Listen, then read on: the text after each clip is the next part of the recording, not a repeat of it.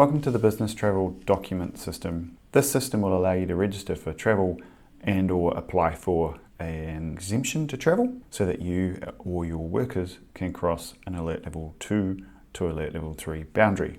If you haven't already signed up, you'll need to watch our previous video on how to sign up for a Realme account and then register for Business Connect. Now that you're into the form, the first few boxes contain all the relevant information that you need to fill in this form, including how long it will potentially take you to do it. When you scroll down on that first page, you will be able to select whether or not you're a business, a sole trader, or an individual. Note, an individual will be taken off to the Ministry of Health. For those businesses or sole traders, if you know your business name or business number, you can input it into the box. If you're a sole trader and you don't have a business number, just click No and then click Start Application. For anyone else, start typing and our system will look up the details. For sole traders that don't have an NZBN, please put in your business or trading details. For those that have used the NZBN or search lookup form, you will note that it's pre-populated. Next, you will come to the physical locations, and the physical locations are important because that's where you will tag your workers to when it comes to enter the worker details. If you wish to change the contact details, such as if you're a nominated contact, not the Business Connect registrar, please go ahead and change the contacts, but note that the original person will also be sent details of the changes. When you land on the business activity page, this is where you will choose the category that you best fit into.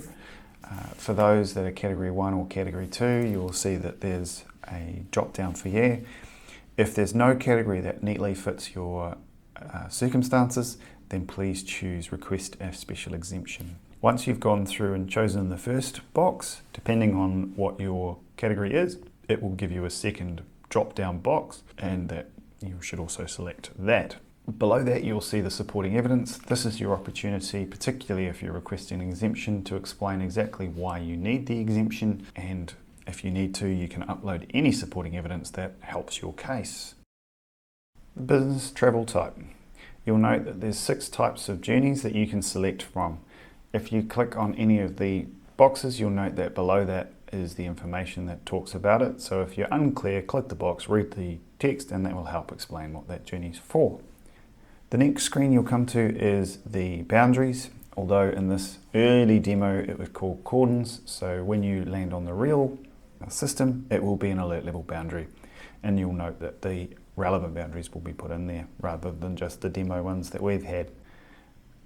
When it comes time to enter your workers, please enter their first name and last name and then the type of journey that they require. If you try and progress without having a worker entered at a physical location, the system will throw an error. So you'll need to either delete the physical location if no workers need a travel exemption, or put a worker in that location. The next screen you'll come to is the statutory declaration.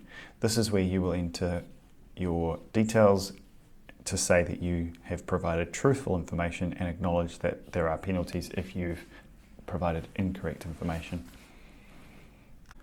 The final step is to submit your application, and this is where you will either get an email asking you to go in and download your documents, or alerting you to the fact that it will be a couple of days as we go through the review process with officials and then the Director General of Health.